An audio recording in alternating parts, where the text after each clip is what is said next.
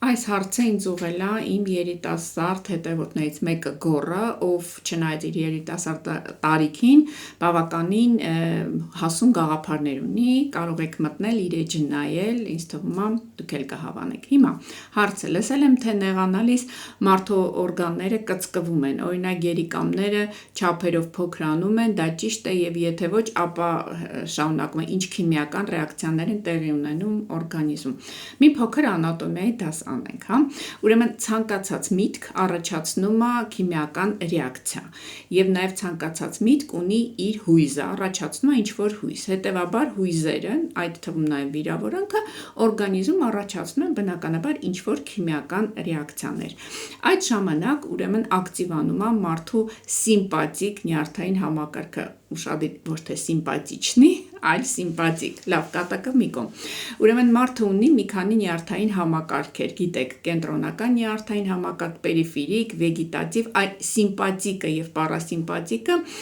մտնում են վեգետատիվ նյարդային համակարգի մեջ։ Ինչ են դրանք։ Ուրեմն սիմպաթիկ նյարդային համակարգը երբ ակտիվանում է, մարդու մոտ առաջանում է խփիր, վազիր կամ պապանձվիր այդ երևույթները, իսկ պարասիմպաթիկի ժամանակ ուրեմն բաց թող լարվածությունը եւ եղիր ներդաշնակ, հանգստացիր։ Հիմա երբ ուրեմն ակտիվանում է սիմպաթիկ նյարդային համակարգը, տեսեք, մարդու մոտ նեղանում են ոչ թե օրգանները, այլ անոթները, ինչի հետևանքով արյան հոսքը կարող է կտրուկ նվազել։ Այդ ուրեմն երբ անոթները նեղանում են, այդ ուրեմն երևույթը կոչվում է վազոկոնստրիկցիա, կարող է պետք գա, ձեզ չնայած անպետք ինֆորմացիա էր, բայց մարդ ես, կարող է ինչ-որ հետո պետք գա։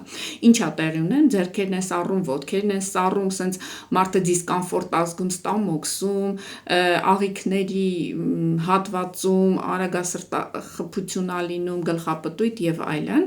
եւ այդ քիմիական ռեակցիաները մարդու մոտ սուբյեկտիվ կարծիք են առաջացնում, ինչ որ մի բան նեղանում է իր մոտ, կոկորտին ինչ որ սենց ճնշվածություն ա լինում, կրծքավանդակին ա ճնշվածություն լինում, ինչի այդպես լինում, որովհետեւ ուղեղը